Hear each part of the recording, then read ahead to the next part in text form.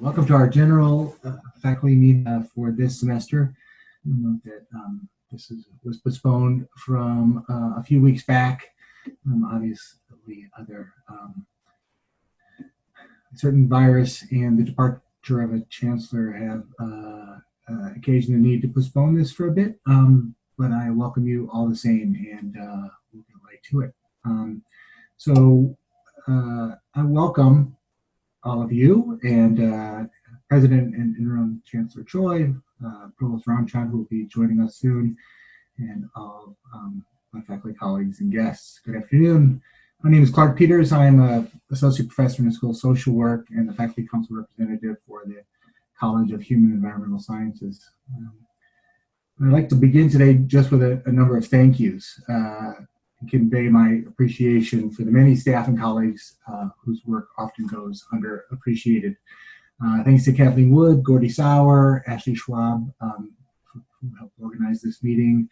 Thanks to John Middleton and Graham McCauley, the incoming chair and vice chair of faculty council, respectively, for their work in organizing the questions that are going to come in during this meeting.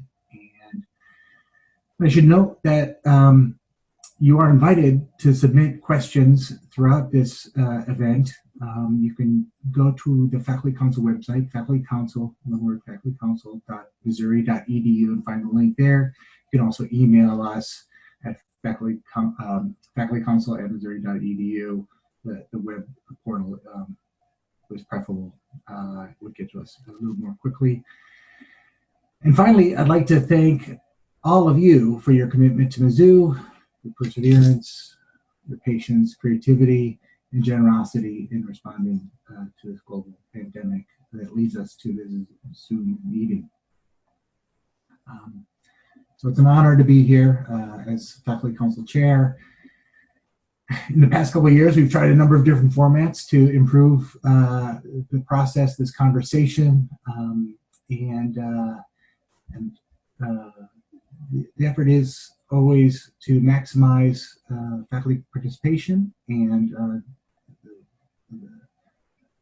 make this a valuable use of your time. Now we're trying something new, obviously a Zoom format, and while it makes attendance easier, we've never, I think it's fair to say, I don't recall having 400 people at a meeting in the past. It still presents a lot of challenges for having that conversation, holding administrators accountable to the CRRs, to having the robust discussion that I think we would all love to see in moving the Zoom forward. We'll continue to work to improve this format if we have to return to it. I look forward to your comments for doing so. So over the past few weeks, we've solicited suggestions for topics to address at this general faculty meeting. I see, all right. Please, I see in the comments that I'm a little faint, so I apologize for that. I'll use my outside voice. So we sought questions to address during our time together here, and we've organized those that came in before the meeting. I organized those in the topical areas, and we will address those more or less in order, but we might jump around a bit. But just know that these are the topics we will work to cover. But again, I invite you to submit questions throughout this meeting. We can't get to all the questions. Faculty Council will certainly follow up on those.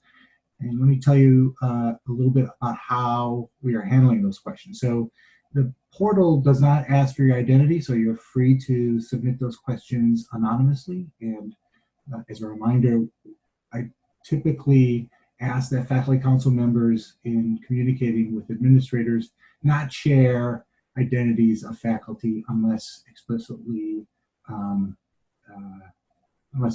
without explicit permission, just to respect confidentiality unless there's a reason somebody wants their identity known. And then during our time together here, I will moderate and follow up the answers that the president provides. So I appreciate your patience here. I'm going to be tracking a number of different screens, but we'll do the best we can, as we all are. In a second, President and Interim Chancellor Choi will be joining me on the screen. Provost Ramcand will be joining us as well. And know that we also have available two Vice Chancellors, Rhonda Gibler, Vice Chancellor for Finance, and Gary Ward, Vice Chancellor for Operations. They're available if any specific questions germane to their work come up that they might be best able to answer. So, faculty, you likely saw a survey that went out earlier today to check in with you, see how you're doing, identify what's going on and what needs attention here on campus in Missouri, and invite you to share your experiences, reflections, and opinions on MU's current state of affairs. I encourage you to complete the survey, take the time. Those responses will be reviewed, and candidly share your perspective. So what's Faculty Council's role in this? Well, we were involved in looking over those questions, refining that survey instrument, and that goes to shared governance. That's really the core principle that guides our work. And so the survey is part of that, but we're also at the table for important conversations going on in addressing COVID and all the other important decisions that are on the horizon. It's not to say there's always agreement, and even among faculty, there's often a range of opinions on important campus matters, and maybe more than ever, the decisions that face us now will be very difficult. Shared governance does not mean shared decision making in all matters, but on the whole, my opinion is that faculty have been included and invited to share the burden of these difficult decisions. And faculty colleagues have had meaningful representation in decision-making bodies. So I'm going to give a very quick update. Stay tuned to other email updates from your faculty council representative, but I just wanted to bring up a couple things. One is this is a season that we often solicit committee preferences and assign people to campus standing committees. And we've decided to put that off until next year, and we will get you additional information about that. But it seemed like a poor use of time to look at your time without ask you to commit your time next year without a clear understanding of exactly what we're facing and the committees that will need the greatest attention. So we're also in the process of examining those committees and that committee structure. Ben Trachtenberg, former faculty council chair, has had an important role in exploring the best way to structure campus standing committees. So more to come on that.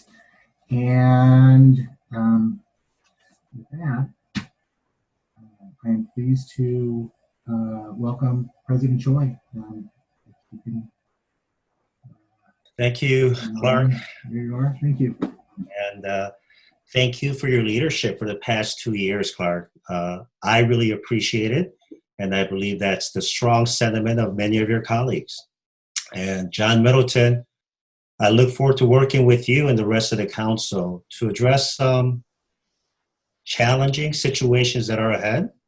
But like Clark, I want to start off by thanking all of you who are joining us today and those who can't while they're continuing the educational research mission.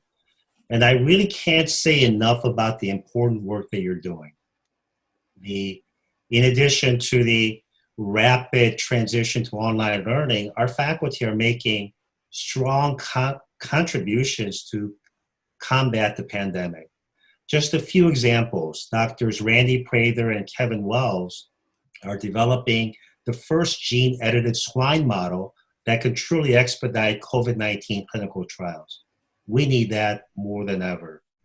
Dr. Kristen Hawley and her team are developing an online directory of more than 600 Boone County social service providers and providing that information to people in need.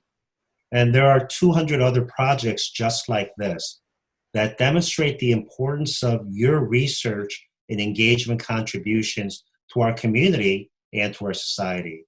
And we really, truly want to congratulate you and applaud your efforts.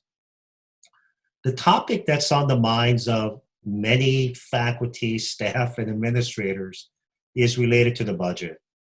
And as you know, the budget situation is going to be challenging. We have both the short term for this current fiscal year challenge, as well as a longer term, fiscal year 21 and beyond. The important message that I want to share with you is that the long-term challenges cannot be addressed or patched with short-term solutions. And the long-term solutions will require all of us with healthy shared governance to explore consolidations of units, eliminations of programs, layoffs, and furloughs, and other personal actions. But we also know that we can't just cut, that we also need to continue to invest in those activities that serve our mission, like student success. We made some strong progress in areas such as retention and graduation rate. And in research, we have projects like NextGen. And we need to support collaborative projects that bring in physicians, scientists with social scientists to help address the many health-related research projects and the clinical application that will benefit our community. Engagement with the state during this period has been more important than ever, especially through the work of extension and engagement. And we cannot lose sight of the fact that we are a university that values the inclusive excellence that we aspire to achieve at this university, inclusive of people's backgrounds, experiences, as well as their perspectives. Now, you also know that many of our students who are scheduled to graduate this year, and those who are continuing students, are facing some very difficult times ahead. And many of them don't know what the future will hold. So in a few weeks, we want to engage our students, in addition to the town halls and other communications that we've had with them, to have a virtual celebration. And we invite all of you to participate, to provide a good wishes for our students, and most of all, to show them that we care. I look forward to today's conversation, and I'll keep my answers brief so that we can get through as many questions as possible. But before we get started with the questions, let me turn it over to our Provost, Dr. Ramcand. Thank you, President Choi, and thank you, Clark. Just like the two of you said, I really want to start by offering our deep gratitude to all our faculty, really every one of you who has shown tremendous resilience, but also grace during this period. We've had so many meetings with you in different subgroups, whether it's by department, by college, by associate dean, department chairs, deans.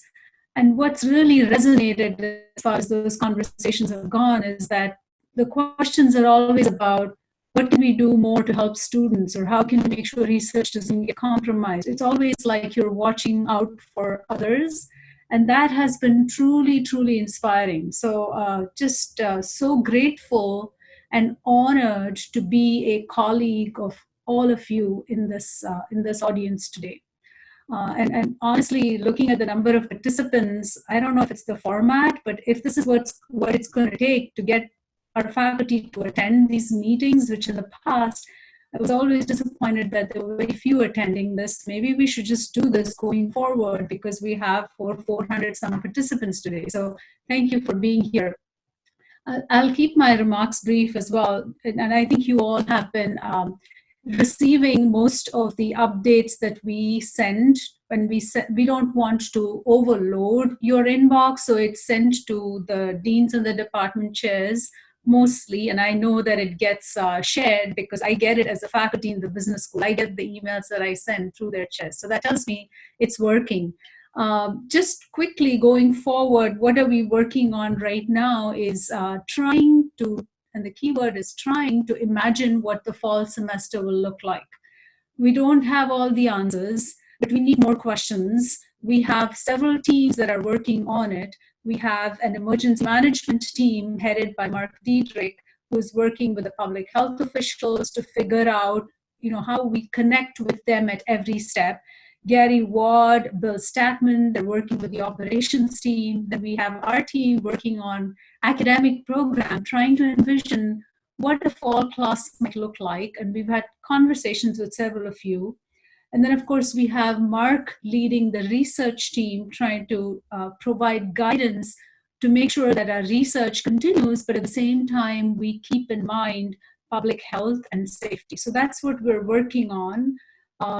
And I would just pause at that with that and just open it up to questions. Once again, thank you all so much for being here. Thank you, Provost.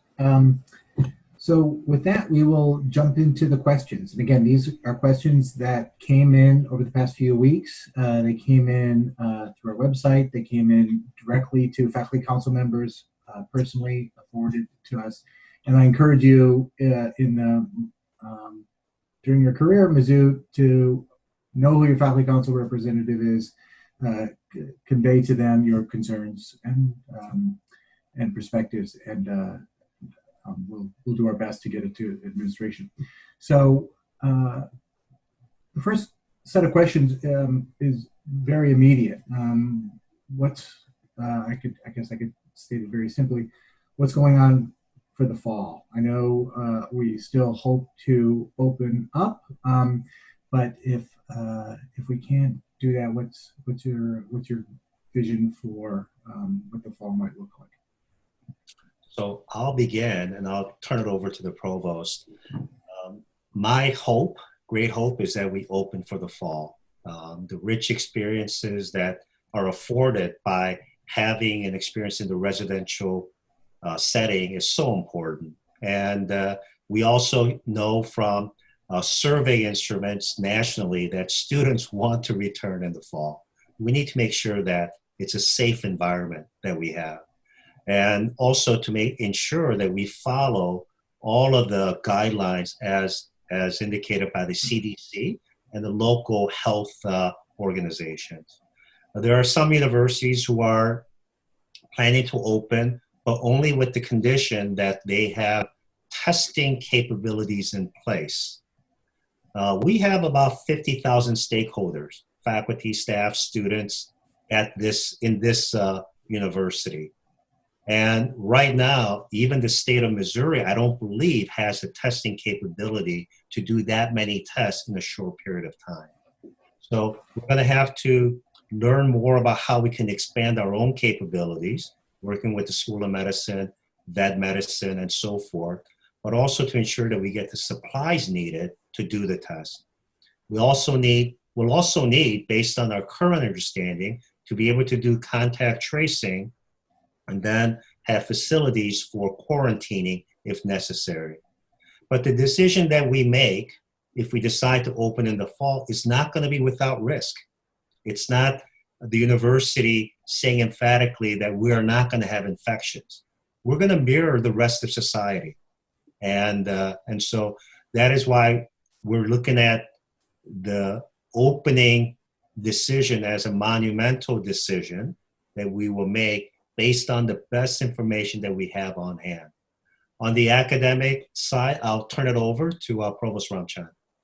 Thank you, President Choi. So again, we have an academic operations team that has representation from every college.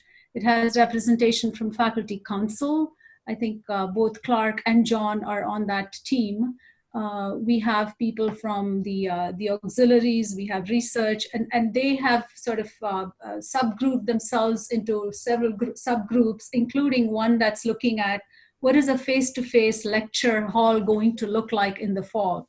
What happens if there is a faculty member or a couple of students who say, I don't want to be in a class with 100 students? how do we adjust, accommodate, and respect those wishes to the extent we can. We have another group that's looking at lab sections, that's looking at studio courses that are small. We also have one that's looking at internship experiences that may be off-site.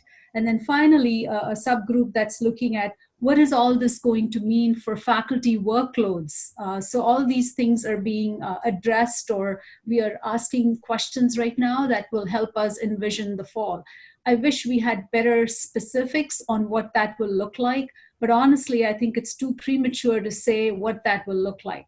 On the other hand, and this is what I would appeal to everyone and really entertain your input on, which is what this COVID situation has taught us is that yes, we pivoted in with the speed of light, and we made a lot of changes. Some of these changes should not stay on with us forever. We all want to meet face to face. But on the other hand, are there things that will stick, that are meant to stick, that really will position us in a better situation going forward? What I mean by that is, even in your large classes, if there are students who want to opt out and say, I want to do this not in a face-to-face modality because I have work that I have other obligations, can we expand the options that we provide to the students without compromising, of course, the integrity of the course, in a way that now opens up new channels for delivering the same content? If we can start thinking along those lines, then the innovations that come out of this experience will really put us on the forefront of what a flipped class should look like. What should classrooms look like? Do we have to meet for 16 weeks? Can we do 8 face-to-face and the other 8 online? Or, just different markers that we have set traditionally. Let's try to see if those have to be the way they are. I'm not saying they should change. I'm not saying they should be the way they are right now. But conversations with several of you in the last month or so have really enlightened on me that these are conversations that we should be having right now. So input on that, questions regarding that would be great at this point, and anything you can share with us will really help us.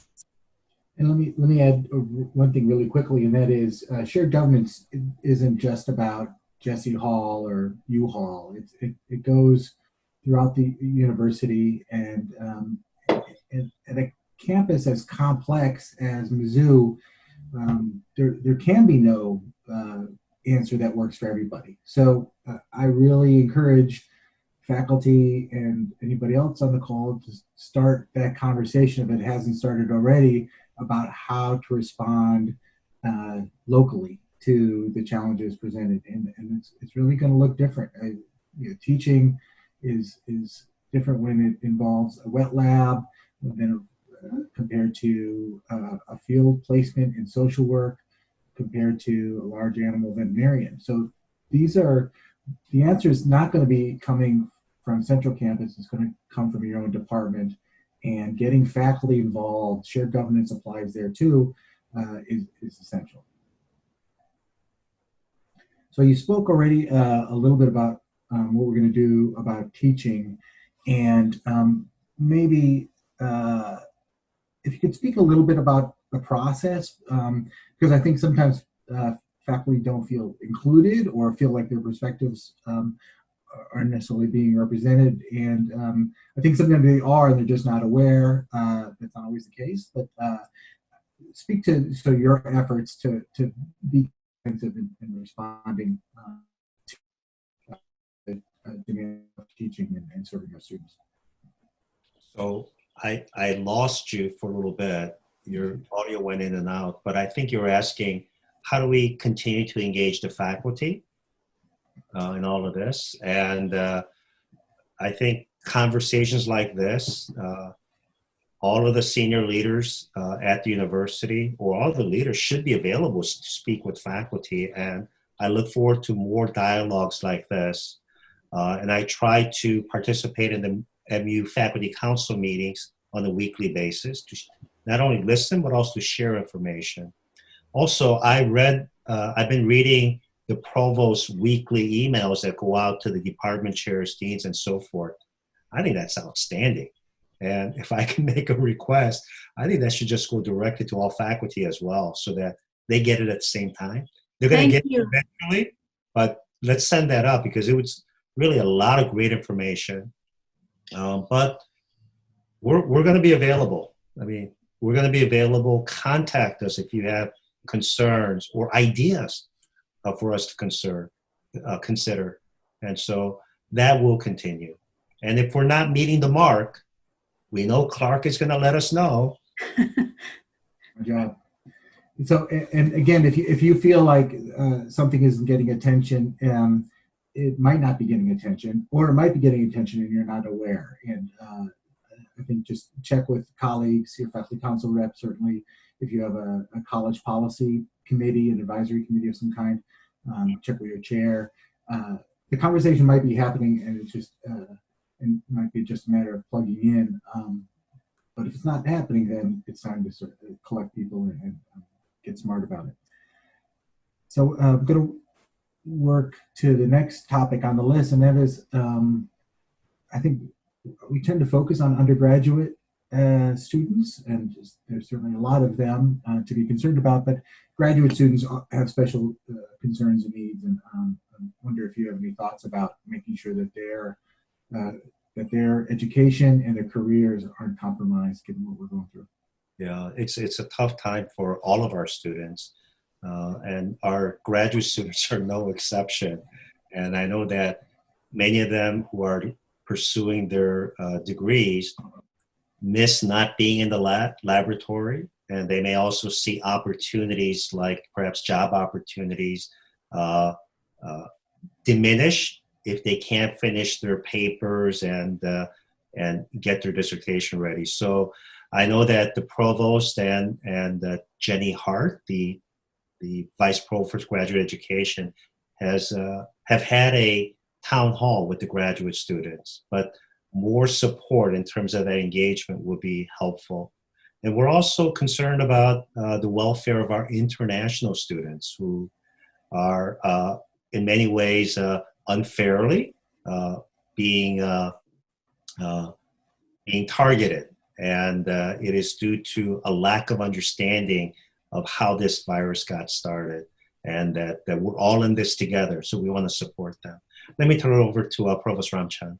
No, I want to underscore that. I think there is maybe perhaps some amount of misinformation out there regarding graduate students, and some variance in which regarding the way in which they're being treated right now. And for that reason, in fact, Jenny and I are setting up more meetings with not just the students, but also with the deans and perhaps the associate deans to sort of clarify, to make sure that graduate students are absolutely a priority. And we are encouraging, faculty to be as flexible as we can. We understand in some cases there are cost implications. We're also trying to see if some of these grants, we can get cost extensions on some of those.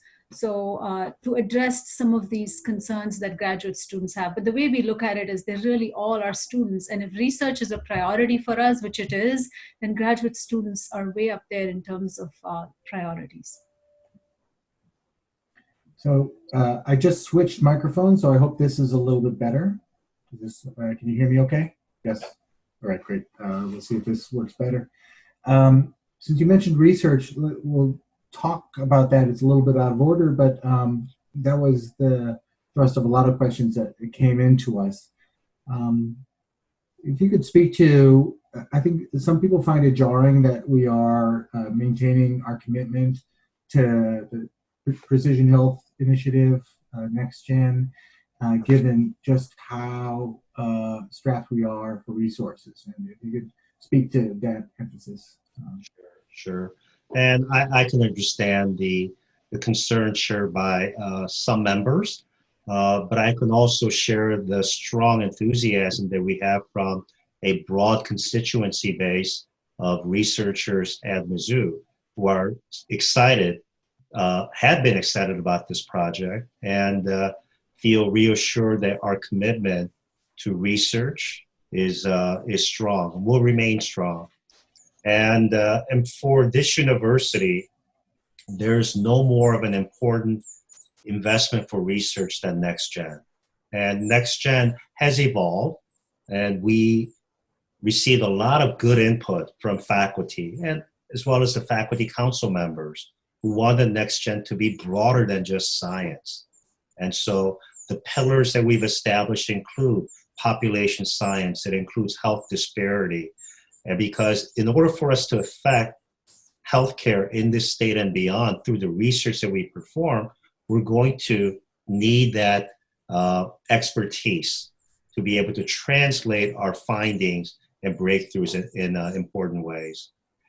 If we don't pursue NextGen, then we are saying to ourselves and to the national leaders who are out there and observing public higher education, that the university selects high priorities only when times are good. And when times are bad, and we are going to face some very difficult financial challenges, then we switch course. I think a priority that has been developed with so much support over the years will need to continue for us to make that investment. So we are going to continue with it. There may be some slowdowns in terms of, let's say, the number of faculty that we plan to hire, that we just can't afford to hire at this point. But we've already hired about 40 to 50 faculty members just at Mizzou who have strong affinities in their research and outreach for NextGen. And we owe it to the faculty members who are currently here, who have been pushing for this investment to go forward. Thank you. I'm torn whether to go focus on fiscal affairs, but let's stick with research a little bit. What I've heard from a number of faculty is that there's a concern about certainly the immediacy of the decisions we need to make. And there's a great deal of concern about that. But at the same time, it's been gratifying to hear that a lot of faculty are committed to staying here, seeing this through, knowing that someday we won't be having all our meetings on Zoom, and we'll get back to work as more or less like we did before. In that case, we need to maintain those investments and make sure we that the scholarship that we are expected to do when we got here is able to continue. Do you have any worries about, and this is a question that came in, about our status as an R1 research institution, as an AAU member? Are those concerns still on your mind? I would say those issues were a concern when I joined the university in 2017, and they still continue. Am I concerned about an immediate action that will be taken by organizations that rank us or organizations of which we're a part of? No, I'm not. But we have to demonstrate good progress. And it's not solely for membership in AAU or rankings. It's what we are as a public land-grant research university. And it's not a surprise, it shouldn't be a surprise to faculty, because I've discussed our research performance at all 4 universities, including Mizzou, since the first board meeting, where I shared comparisons. This university, since 2009, from 2009 to 2017, has actually only saw a $2 million increase in funded research. Even with the significant investments made by the federal government through stimulus funding that increased research funding at most other universities. And we are a strong research university, but we have to become stronger. We are not at the level of an Ohio State or Michigan. And you may say, well, it's an unfair comparison. They're so much bigger and they have so much more research. But 100 years ago, when we joined the organization, AAU, at the same time as those institutions, Mizzou was one of the powerhouse research universities with a comprehensive mission. And many faculty members have joined our university and have been retained at the university because of the special status as an AAU, as an R1, as a public land-grant research university. And so we can't lose sight of the fact that those are very important obligations that we have to meet. Let me ask Provost Ramcand if she would like to add anything to it. No, I fully concur. In fact, if anything, the current, the COVID situation really highlights, in my mind, the role of research universities, right? We're all looking to research to find solutions to this issue. It is a societal problem which is not going to have an immediate solution. And there are things that are going to work and there are things that are not going to work. No other entity in society bears the cost of those failures. Academia does that. Research universities provide that valuable service to society where we say, it's okay if this doesn't pan out in our research. This is a step for the next person coming who says, okay, this is not going to work. Let me try something else.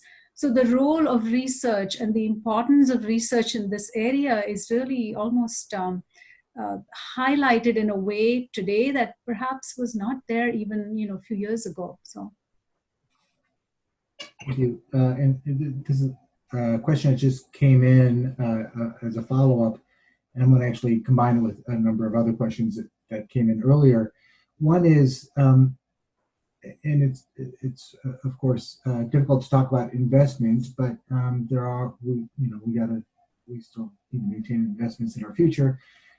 There's a huge need for CNAs, medical professionals, first responders. Is there any way that we could work to meet that need? And let me combine it with the others questions that came in very much on your side, and that is there's great concern among faculty that the emphasis on STEM fields and a perceived divestment in humanities and underinvestment in social sciences.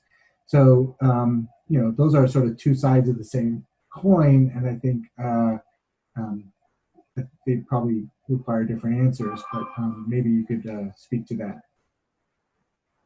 So, the first part, I know that's a lot. First part of your question, of course, if there are ways that we can have more first responder, medical first responder, be able to take on important roles in our community, I think that's a great idea. And I think we have to rethink how we do some clinical education that we have been in some ways hampered by the requirements, but given the opportunities to have richer experiences through e-learning, can we expand the number of programs that we offer using e-learning? In some cases like nursing, there is a requirement that there's a 8 student to 1 clinical instructor ratio. And that may have worked well in a period, but is that still the right approach given the needs that we have and the technological solutions that we may bring to bear? So answer to your question is yes. Second, the question about STEM versus non-STEM investment is universal, as you know, and they're both important. It's not either or. If we thought that we were going to be either or, people who work in the STEM discipline may have decided to go to the Rochester Institute of Technology as opposed to a comprehensive university. And I know that our faculty members like Carrie McDonald and Jeff Bryant greatly enjoy the partnership that they have with faculty members like Michelle Teddy and Julie Capp. And that can only happen in a comprehensive research university like this. And so we need to continue that and also better share the message so that it doesn't appear that we're doing something at the expense of something else. And, there have been some people who question why we're still going through with the Tier 3 funding. We made a commitment. And we're going to meet that commitment, and we're going to meet that commitment next year as well, because it is that important. And so we ask for everyone's input, but also support, because we are a comprehensive university. Provost Ramcand? I agree. I think these disciplines complement each other in a very symbiotic way, and it's not an or, it's really an and we need to do everything we can to make sure that we keep that perspective at all times. Thank you. So you mentioned Tier 3. I know there was some dissatisfaction in just how that rolled out. I can give an update. So Faculty Council has collected a number of comments about that, and those have been forwarded to your office, and I appreciate your willingness to talk about improving that process in the future. Thank you. Thank you. We definitely will. And thanks to all those who submitted their thoughts on that process. And regarding Tier 3, there is a chance that the decision will come a little bit later, given the difficulty in finding some reviewers and so forth. But it is our plan to make the announcement at the latest by middle of summer, at the latest. Thanks for that update. Okay, let's return to issues of financial concerns. Let's start with state funding, and you've mentioned in I think it was at the town hall that we're getting hit 3 times. Tuition is uncertain. State funding is certainly going to decrease even more in the future, and our investment income is also compromised. So it's really a unique and difficult financial circumstance. But as far as state funding, what's your current view, and what that will look like in the months and years ahead? So the state funding currently for fiscal year 21 is cut about $37 million for the UM system. But I don't believe that that's the last we're going to hear about our state budget. I think the state leaders are looking at every opportunity to cut expenses like we are and try to grow revenue. And most of the revenue, as you know, comes from taxes. And we don't yet fully know the impact on the economy by the COVID-19 crisis. We'll learn more as we roll more into the fiscal year 21. So there may be a further cut even after the budget passes with the withhold. And withholds are becoming permanent, as you know. And unless we have a very good economic direction, we're going to feel the pinch for many, many, many years. Investment income, I believe we fared better because of our investment strategy than the stock market, but we've taken a hit, like all of our retirement plans and so forth. And they do support many student scholarships and faculty research. And so that's going to have an impact on our other sources of funding to support these activities. With tuition, that is the most important unknown, but it's something that we can actively influence. And I know that Kim Humphrey and her team, as well as many department chairs and deans, are working very hard to reach out to returning students to find out what we can do to help them return, and ensuring that the first time and transfer students are still intending to come to the university. So I think we're going to see more pain before things get better, and the pain will be over an extended period of time. Most people who I respect, who've been forecasting economy, say that this is not going to be a V recovery. I think that the provost said it well. I think she said it was an elongated L with a slight uptick, but very elongated L. Provost or CFO Gibler? No, I agree, and I'll let Rhonda take it. I just wanted to add what is really daunting is that the level of uncertainty is like something we've never seen with unemployment in excess of 20%. I find it hard to imagine that will come out of this quickly. So I'll stop at that. Well, and if I don't know if Rhonda's coming in, Vice Chancellor Gidler, but if you could speak to the new resource allocation model, or RCM, and whether the timeline is different, and what your vision is for that. So I can talk a little bit about that, and then certainly, Dr. Ramcand said it before that she and I tend to, be joined at the hip some on the resource allocation model. So in terms of how we're preparing right now, and it's a factor of what has just been said, we're being very conscientious about short-term things we can do that save resources, and then we have to be thinking about those longer-term decisions. And so a number of people have reached out to me with thoughts that, can't we just kind of wait and see and use some of the resources we have on hand? The real issue with doing something of that nature is right now the probability that this is a very, very small problem is very, very small. It most likely we have work that we will need the time to implement change, and those resources are going to be desperately important to give ourselves transition time. So we know that the work is hard right now, and people having to find ways to even save in small ways right now, it is still important to do that, because that's what will give us a timeline to really shift each thing that we need to shift for the longer term. In terms of the resource allocation model, all the reasons to do that remain the same, and if anything, they are as urgent as ever in the current climate.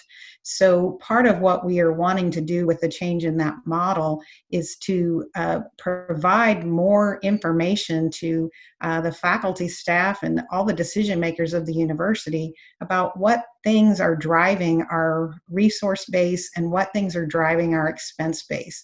And so the use of that model is our way of trying to help people quantify how their actions are impacting our ability to be financially sustainable. Now, of course, what we wanted to do with that model is recognize that we're not in business to drive a bottom line. We're in business to carry out our mission. And so when we look at that, research and excellence in teaching and engagement and outreach, all those things are built in through the mission aspects of our model.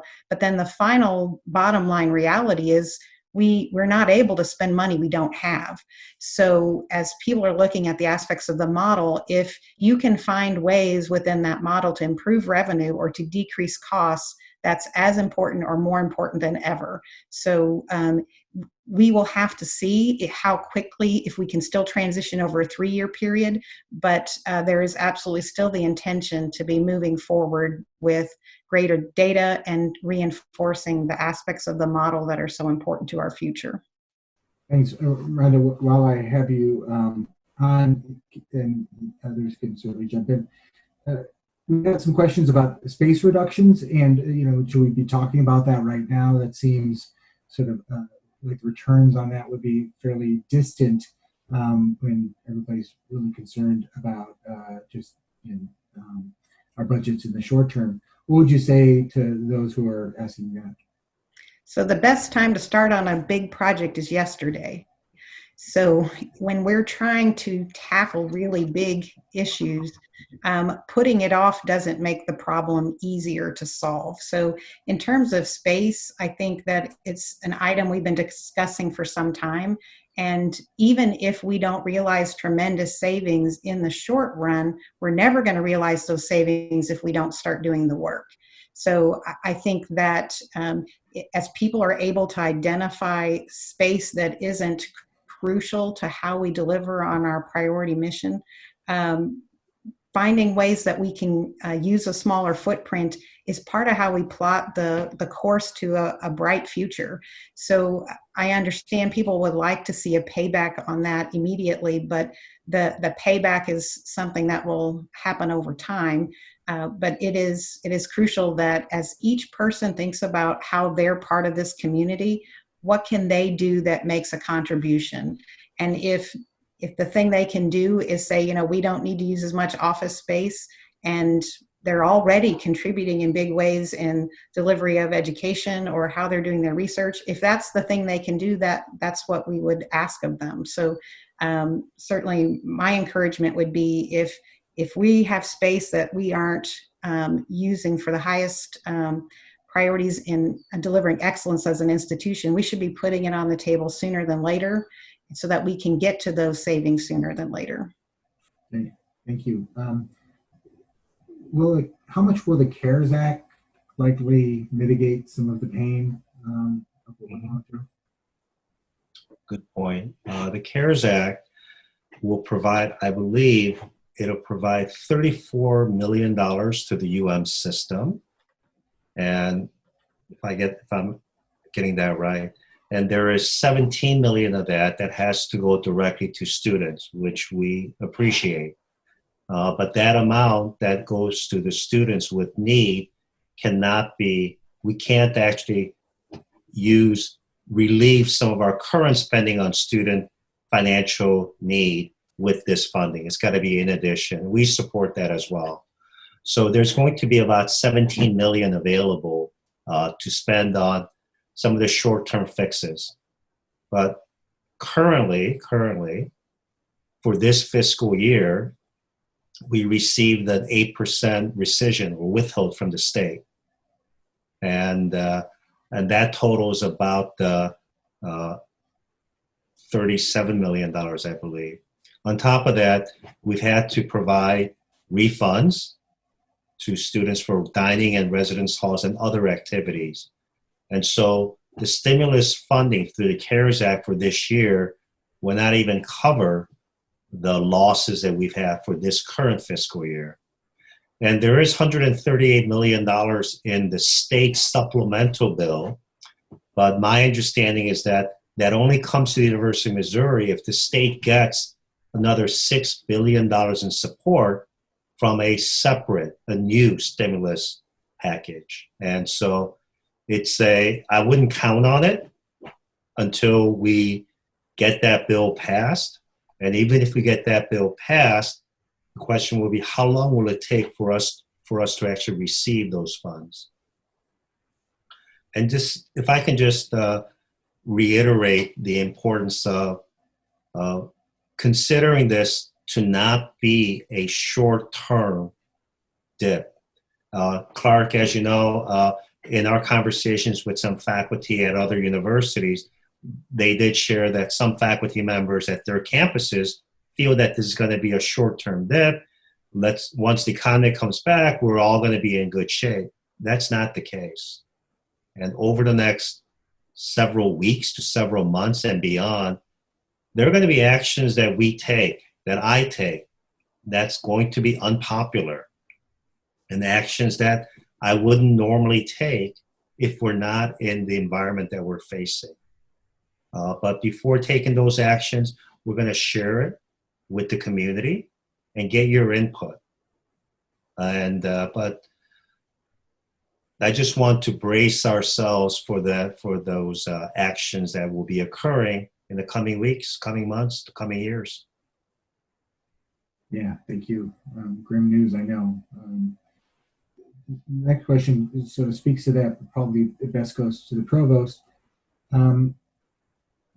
I think there's a high level of concern that these cuts are going to fall to NGT faculty for obvious reasons, because they're not tenured for one, but because their contracts are limited. And so I think there's a great deal of worry about those colleagues, and that doesn't just affect their livelihood, but also would impact the faculty that remain.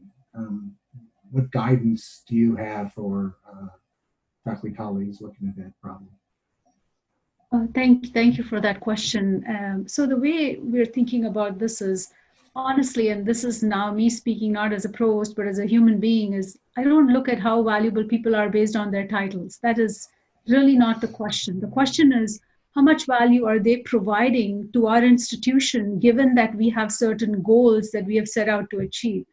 And the more our contribution is, the more that we can do to help this institution, those are the people that we want here. So I would not necessarily think about it as NTT versus tenure track. Yes, there is a contractual difference, but that is not the way we are thinking about how do we deal with this current crisis. It is more of what are we doing that's not essential that can go, that really does not have to do with titles. That's an excellent response, Provost. If I can add as well, each department chair will be making his or her decision based on the needs of that department and the resources that he or she has to support that department. And in some cases, it may actually be some faculty members who decide that it's time for them to retire. They've had a great career, and they may say, well, I appreciate all that the university has done. I know the challenges that they're facing, and I was thinking about retiring. I'll just pull that up. Possibility. Other cases, it may be faculty, the department chairs looking at the list of NTT and tenure track faculty and saying, first of all, are we fully meeting the teaching workloads of our tenure track faculty? Not for the sake of loading up courses, but to say, is there a teaching need that can be met by some of our faculty members who have the capacity? Mm-hmm. I think that's important. Now, many of our most valuable faculty members are NTTs. And I believe that this university cares and treats our NTTs better than any of the universities that I've been associated with. And it's really a pride point. But the NTT designation also gives more flexibility to department chairs to make financial decisions in light of meeting the mission of the university. And so, I mean, that will be the message that we share with the department chairs, to do things, make the decision based on the needs of your department, and use the various tools that are available to meet those needs. Thank you. Let me do a bit of a lightning round here. One question that came up was about parking and whether faculty still need to pay for parking. I'm happy to answer that and provide a concrete benefit to faculty council that are tuning in, faculty members that are please email muparking@missouri.edu and ask to have your parking fees suspended. It's that simple. I've done it myself, so I encourage you to do so. I didn't know that. Okay. Yeah. That's good. Yeah. The other short things that I'm not sure you'll be able to have an answer for this, but you mentioned sort of retirement. Is there the possibility of another VSP, a voluntary, no, program? We just can't. We can't afford it. I think decisions for retirement will be on a case-by-case basis with conversations with department chairs and the deans. A number of comments that came in are really, in a way, suggestions, and I'm happy to pass those along to you, and I'll just give you a flavor of one. One is can we reduce the cost of administration by having more faculty involved? I guess kind of like a faculty council, faculty fellow model. I know both, a number of offices do that. Office of Research does as well. But I will pass those along and know that for those who are submitting those kinds of questions. There were a number of questions about the cuts that administrators took, as you can imagine, they were across the board. Some, commented on the salaries and that this wasn't much. Others asked whether they too could participate in contributing their own salary. And I do think an FAQ, some kind of place where we can provide answers for those questions that have come in. For instance, faculty are concerned that if they take a voluntary salary reduction, if there's another salary cut across the board, for example, within a department, would they be hit twice, or would there be a discount?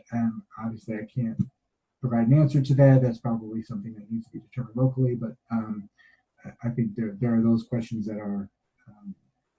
Sure.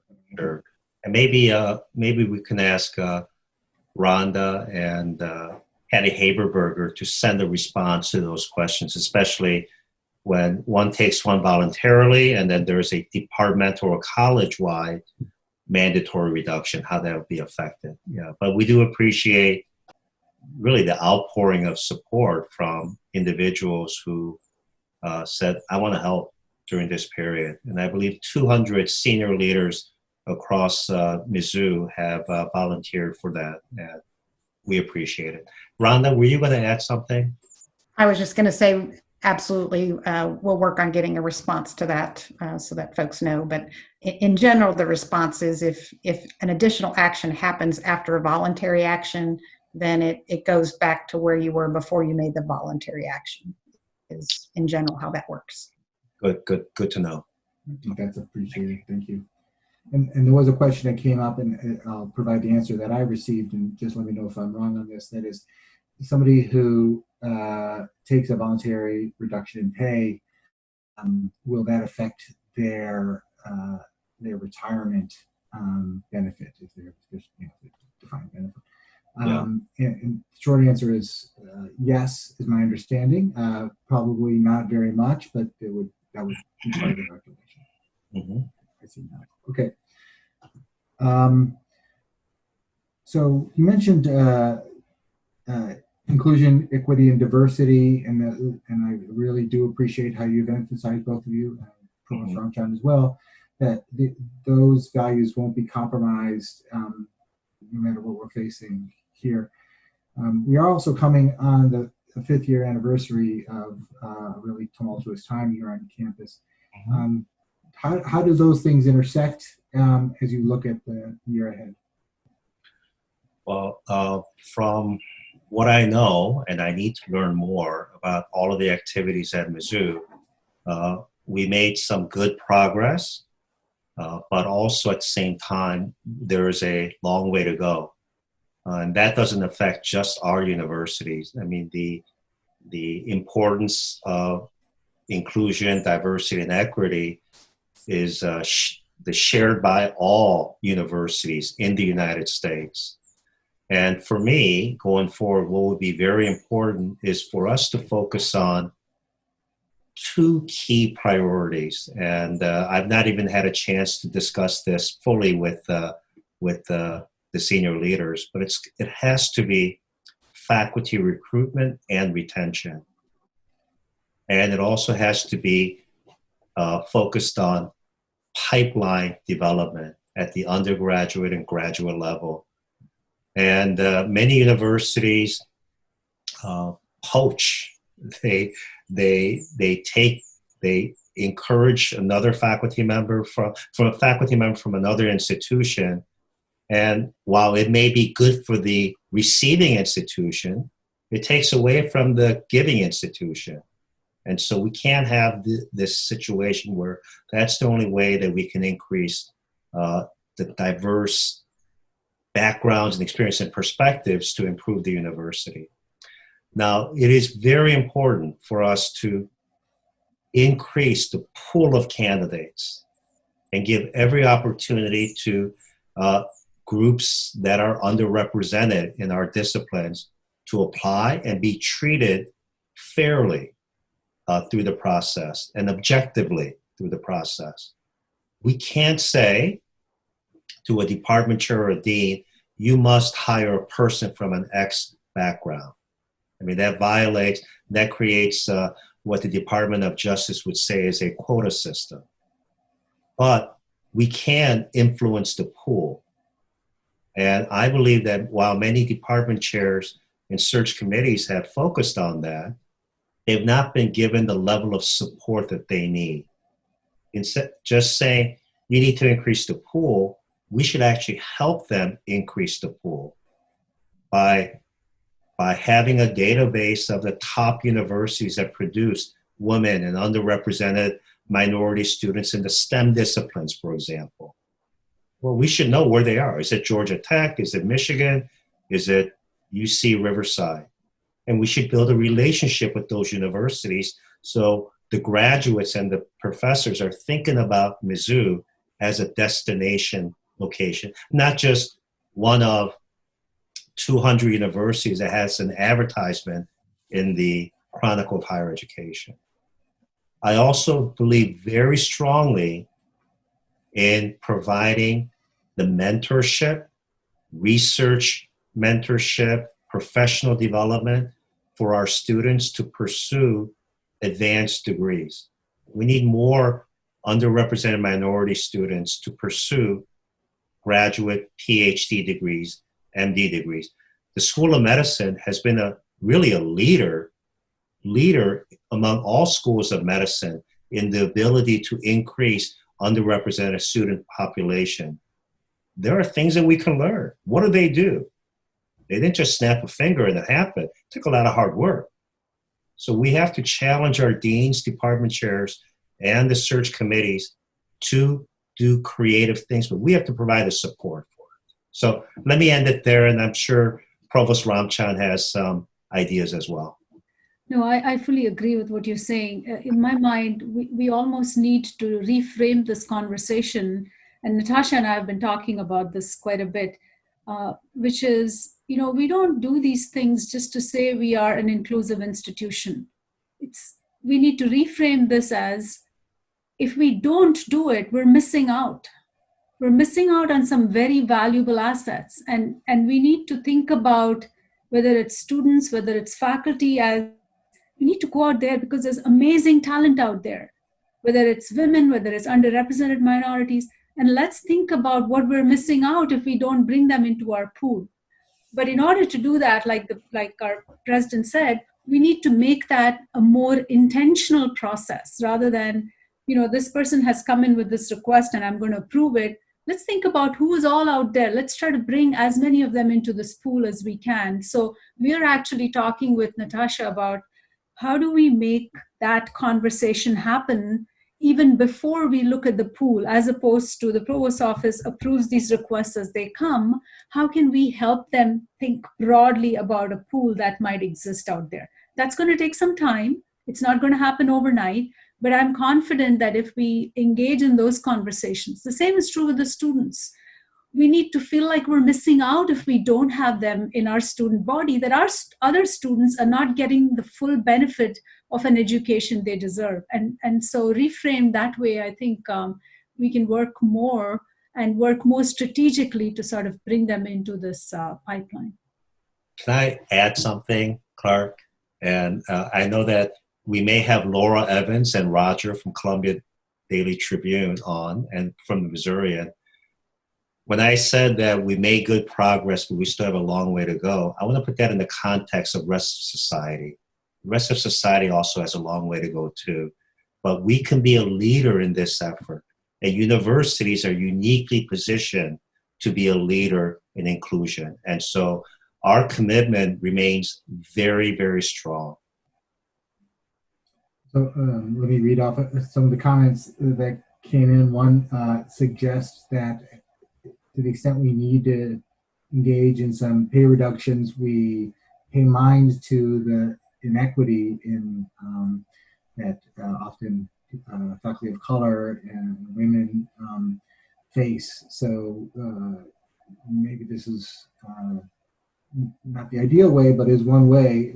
If we're going to reduce everybody, we don't do it across the board. We pay give an eye to that inequality. I think there's a comment about the request for voluntary pay reductions also went to grad students and student employees. And I Yes. suspect you didn't have in mind that No. forecast may have to There was a mistake that I made, and we sent that out to all of the staff, meaning individuals that receive a paycheck, but it was not intended to go to graduate students. It was intended to go to undergraduate students or those staff members that are hourly or those who make a relatively low salary compared to many of us who are faculty or administrators. So we will be very mindful of that. And I want to share my apologies for sending out what many can view as an insensitive message given the struggles that they're facing. I want to share in that as well. Apologize, take responsibility for that. That should not have been sent. I think to those who were considering or did take or engage in taking a voluntary pay reduction, I think they're motivated by trying to keep, I'm sure many are looking to support the university in general, but often their own department. You know, the thought is if we all take a pay reduction, maybe this colleague may not lose his or her job. Is that possible? Can you sort of do, how does that work? Because we're not, it'd be easier if we were fully in the RAM, you know, under the new allocation model, but we're not there yet. So is there an answer for that? Yeah. Even the temporary salary reductions, not even, it is a temporary reduction that will help fill in the gap for fiscal year 20 and some in fiscal year 21. So they are not going to solve the long-term problems that we have with the cuts from the state and perhaps further cuts and also reductions in fall enrollment and tuition revenue. I believe that department chair will be going through many scenarios in needing their budget cut, and some may require some temporary or maybe longer term salary cuts to some of their faculty members, maybe across the board. And not to say, hey, we want to save all of the staff members in our department, but to say, even with all of the measures that we've taken, we can't protect these particular positions, which are critical to our operation, without taking additional salary cuts. So those are decisions that will be made at the departmental level with the approval from the dean and ultimately from Latha, Rhonda, and myself. Thank you. So a couple more questions around financial matters. This question about how students can access the CARES Act money that is available to them, and whether we are reaching out to those students. And I think I heard the answer is we are working on that, but I think this is a question for Rhonda and Latha. Rhonda, would you like to go first? Yes, the financial aid folks, I just have to give them huge kudos. They have been working tirelessly to make sure we do everything we can to try and support our students. And so there is an application process available on the financial aid website, and they did share information about how to get to that application recently. So we didn't actually start getting money from the federal government until very, very, very recently. So we were working behind the scenes to make sure we were prepared as soon as the money started to be available that our students could access it. Thank you, Rhonda. And another question that came in is about supporting research resources like the libraries, and those concerned about those resources. What response would you have? So the provost and the vice chancellor for research, Mark McIntosh, have convened a group of faculty leaders and staff to find ways for us to repopulate the campus for researchers. And if I can ask the provost to share some words. Yes, so we are working on how do we bring folks back on campus, whether it's the libraries, whether it's the labs, in a way that protects their safety and health, but at the same time does not compromise the work that they have to get done within a certain deadline. So starting, I think, a week from now, the libraries will start their trickle back to campus. So we're doing that in a very thoughtful manner. I don't know if was that your question. I thought you had a resource question related to the libraries. Yeah, misunderstood. So. Just the things we call cost centers under the RAM, cost centers like libraries, things that are not within a particular unit, don't have their own income generating resource. As we transition to the RAM, but also in a period of austerity, how will we guarantee that they remain healthy? And so honestly, that would apply to the provost's office. We're a cost center, right? So we don't generate revenue, we are a service provider. So I would offer that the way we need to think about that seriously, and we were thinking about it even before COVID, is we really need to survey the people we serve to see what level of service we provide. And if it's not up to par, then that needs to be fixed.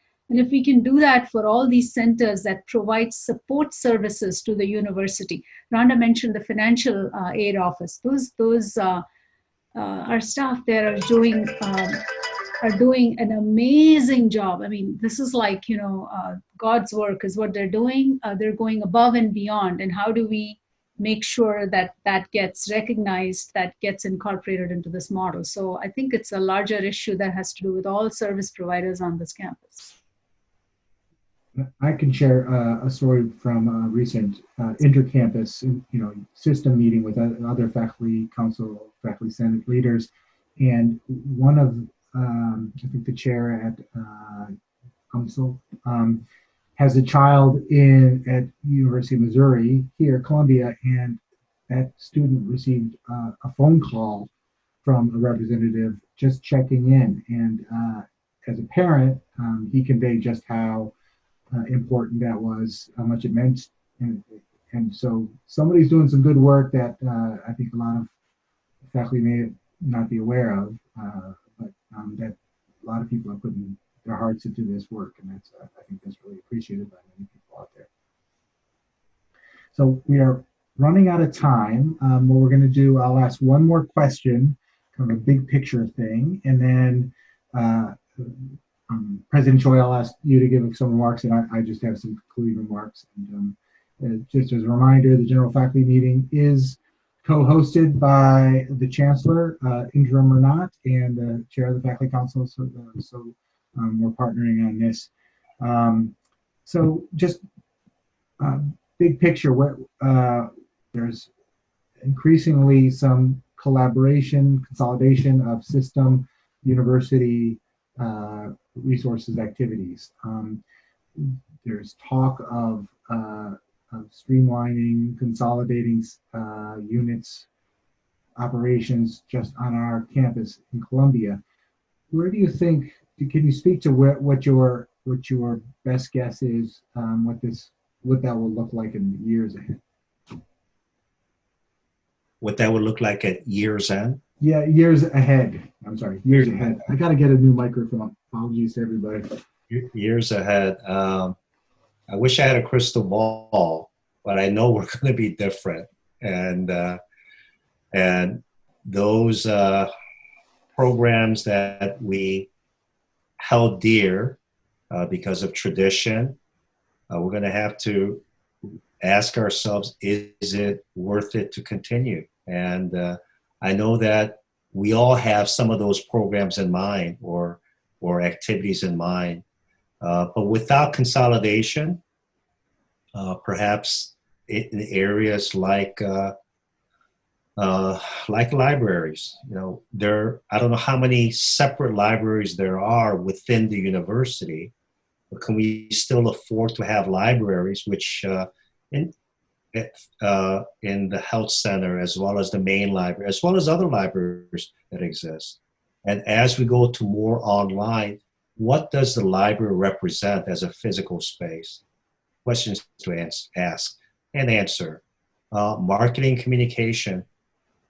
I think we all agree that the communication and marketing efforts after 2015 was not really the highlight of our university, given a strong school of journalism and a strong strategic communications team that we didn't leverage. And part of that reason is that it was too distributed, even with the office of the president and chancellor at the time. And so this will give us some opportunities to evaluate whether we need to consolidate more in those areas. Academic programs, the graduate programs that were recommended for either closure or consolidation, for the most part, did not happen. And I don't know why they didn't happen, but they didn't happen. A lot of thought went into that. Well, it's time to not reinvent the wheel. Let's take actions on those recommendations. And there'll be more because times have changed between 2018 and until now. And times will continue to change in the future. So we should be in the constant mode of evaluating the value of each of our activities going forward. Provost Ramcand, I don't know if you want to speak. Yeah, no, I agree. I think we need to really question everything we're doing and ask if it needs to be done this way because we've done it for so many years. That doesn't justify continuation of that mode. And if it's not working for us, then we need to have the courage to fix that and to say, we're not going to do it this way. We have recently formed a task force, I think Clark, you're on it, with faculty representation provided by Faculty Council, a couple of deans and a couple of our folks from our office, from the Provost office, to look at everything we do, whether it's by department, by program, even by college, to see if we are duplicating things, if we're duplicating both administrative and academic structures, and to see how we can think about other ways to accomplish the same goal without having to do it the way we're doing it. And, it feels like we're doing it now because of COVID. Honestly, I think if we can do it now, we will be far ahead of the game in terms of when we come out of this, because higher ed is not going to be what it is 20 years from now. And we may not like that, but it would be like what happened to the music industry. They didn't have an option. They went from, selling CDs to selling songs. And I think we're in that mode right now. So we can embrace this and say, this is a challenge. We're going to address it heads on. It's going to be difficult. And for that reason, we need everyone's input so we get it right. So that would be something that I look to Faculty Council, look to all our faculty for good input, keeping in mind that we're serving Mizzou, not just our departments or our colleges, but we're serving the institution. Thank you. So, President Choi, I'll ask you to give a few remarks, and then I have just a couple more things to share, and then we'll wrap up. Just to thank everyone for their hard work, their commitment, and the resilience through this period. And I wish I could say that things will get better, but I think things will be more challenging, at least for the next few months, and perhaps throughout the rest of the year. But we are thinking about all of you. And like I said, some of the decisions that we'll make, you may not like, or let me just say, you will not like. But it's not to single out certain groups or certain individuals. These are decisions that we're making to ensure that the mission of the university is achieved. And so thank you, everyone. And Provost Ramcand. Thank you. The same thing. I cannot be more grateful to every one of our faculty, really our faculty, our staff, everyone who stepped up with, like I said, with so much grace and kindness. It is really an honor to serve this institution. So I'll begin by clearing up. Somebody asked a question about my comment about campus standing committees. They will endure like they have for the last few years, at least, certainly during my time here. We just won't appoint new people. We're going to ask those who are currently serving to remain in those positions into the next year. And like we do throughout the year, we will replace faculty, people who step down as needed. But just for right now, we are going to maintain membership and the committee structure exactly how it's been to the extent we can, and then we will be looking at what changes would be helpful and also repopulating those campus committees in the next year. I hope, and I'll get details about that soon. But first, I just want to say this is my fourth and last general faculty meeting. I really appreciate the time and confidence and my participation on faculty council. It's been a pleasure working with campus leaders, student leaders, staff and administration. So really appreciate that. I do feel a lot of confidence in the new set of leaders for faculty council, John Middleton and Grant McCauley, as I mentioned before. Our IFC, our sort of system level representative, John Gall, is remaining in that position, as is Rebecca Graves, leading up our committee on inclusion, diversity, and equity. And then we have new members to the executive committee. Academic affairs will be headed by Michelle Teddy. Research committee, a new committee established just this last year, led so far by John Middleton, will be led by Peter Tonelato. Faculty affairs will be led by Dennis Crouch. Pete Wilden will be in charge of our fiscal affairs committee, and Libby Cowdell will be head of student affairs. So really strong slate. And I'm going to wrap up just with an acknowledgement of our shared governance awards. We tweeted this out. We announced it earlier in our faculty council meeting. But this is an award that goes to the people who really step and do extraordinary work to make sure that faculty representation, the principle of guidance of shared governance, guides this university. First, the group award goes to MURA, the Missouri Retired Association of Retired Faculty Members, for just all their work representing that group. And the individual award goes to Julie Kapp, who just is a phenomenal colleague, has led the Committee on Committees for years and really drove the effort to re-examine and and figure out a better way to involve faculty in administration. So with that, thank you, everybody. Really appreciate your time. And with that, Clark, on Zoom. With that, Yes. Clark, thank you. And Oh, wow. I'm going to get one of those. Thank you. Thank you, All right. President Choi. Thank you, Provost Latha Ramcand.